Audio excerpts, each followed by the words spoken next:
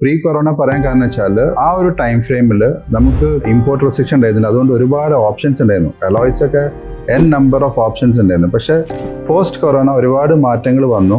Government സൈഡിൽ നിന്ന് ഒരുപാട് റെസ്ട്രിക്ഷൻസ് വന്നു. ഇമ്പോർട്ട് ഡ്യൂട്ടീസും അങ്ങനത്തെ ആൻറ്റി ഡമ്പിങ് ഒക്കെ കേസസ് വന്നുകൊണ്ട് നമുക്കിപ്പോൾ ചോയ്സസ് ഇല്ല. Choices are too much restricted. ഇതിന് പുറമെ നമ്മളുടെ ഒരു MVDൻ്റെ സൈഡിൽ നിന്ന് ഈ ടു മച്ച് ഓഫ് അപ്സൈസിങ്ങും ബാൻ ചെയ്തുകൊണ്ട് കൂടി ആ ഒരു ഫങ്കിനെസ് പാർട്ട് പോയി. ഇപ്പം പ്യൂർലി ആസ്തറ്റിക്സ് ബോഡി ലെവലിൽ മെയിൻറ്റെയിൻ ചെയ്യാൻ പറ്റുന്ന വീലുകൾ മാത്രമാണ് ആൾക്കാരുടെ ഓപ്ഷൻസ്.